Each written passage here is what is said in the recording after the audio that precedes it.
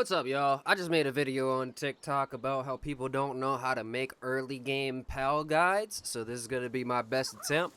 Let's lock in. Couple things you're going to want early in the game. You're going to want Lamball for his wool. Wool goes into so many different things, it's not even funny. You're going to want Kativa for his extra carrying capacity.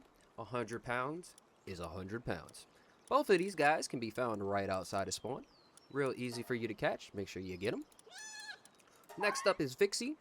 Vixie you can put at the ranch and it randomly digs up stuff. What it means is that every now and then you'll get a PAL sphere for free without having to craft. What a W. You're also going to need the leather that it drops, so make sure you try to catch a couple of them. They're right outside the Hill of Beginnings, so once you get your Lambo and Kativa, just head down and get that right there. The next thing you're going to want is either a ruby or a fox parts. They're both in about the same area. They both do about the same thing, but you're going to want the flame organs, and you're also going to want this kindling skill so that you can smelt ore. So one other thing that I wanted to mention about ruby and fox parts is that since they're fire pals, when the temperature drops at night and you start dying the cold, if you deploy one of these pals, that stops that from happening. So you'll be able to actually move around at night without dying. Alright, so once you've caught your Lamball, Kativa, Vixie, fox parts, and or ruby, you're going to want to come over to the west side right over here, to the Desolate Church.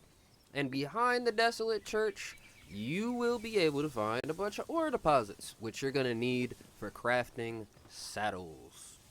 Okay, so hopefully by this time you're right around level 15, and you're going to want to go in and get the first flying PAL Nightwing right here. He's going to be right in the area of the Desolate Church, real easy to get.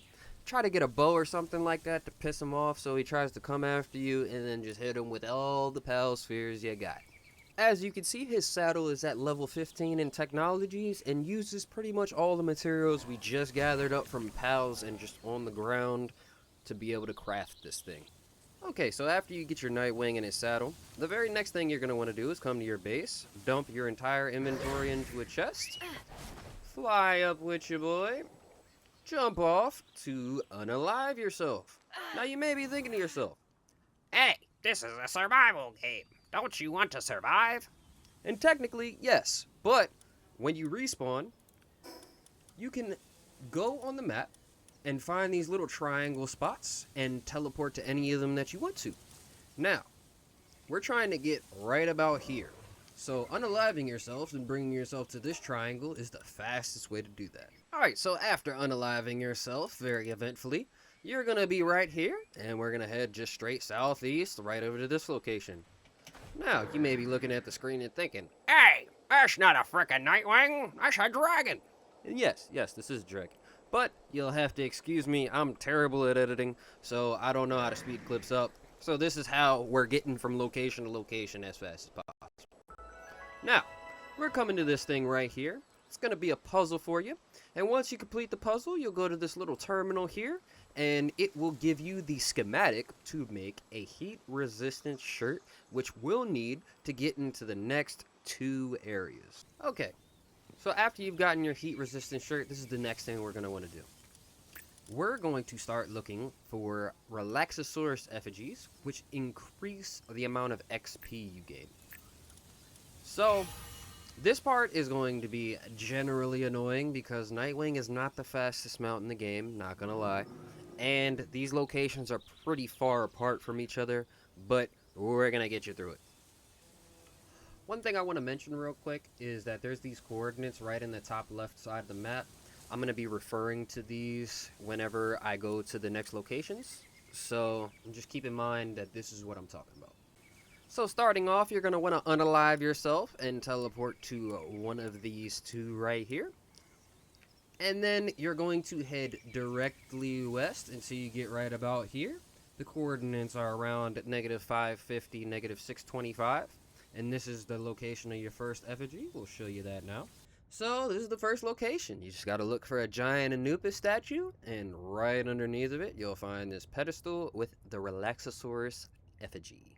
So after unaliving yourself yet again, our next location is going to be right about here, right about 500, 350. You're going to want to start from here and go straight north. Alright, so as you start to approach the area, you'll be about right here. So you're gonna go right up in here. Come here during the daytime because during the nighttime the temperature drops to freezing and you'll just start dying. But once you come down in this little cave area, you'll find your next Relaxosaurus effigy right here.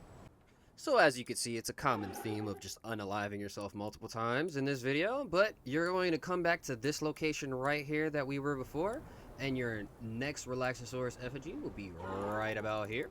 Okay, so we finally made it to our last area, right about coordinates negative 630, 225. Now, this area doesn't technically need your heat shirt, but the reason I saved it for last is because this area is very high level. Everything around here is level 55. So, basically, you're just going to want to drop out of the sky right on this thing at the exact coordinates and pick it up. And don't go outside this fence, or you're going to have a hard time. Now, sort of bringing things full circle, we're right back at the Desolate Church. You don't actually need to come here, but there is a free PAL statue right here so you can upgrade your stats. Right? So you're just going to go in, you're going to scroll all the way down to XP gain, and then you're going to upgrade it as much as you can.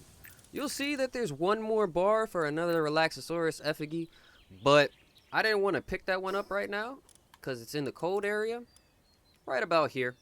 And for that, I wanted to make a mid-game guide where you find the cold climate shirt and the multi-climate shirt. And also just good pals for breeding and getting yourself set up for that late game area and having as much materials as possible for getting into the later game stuff.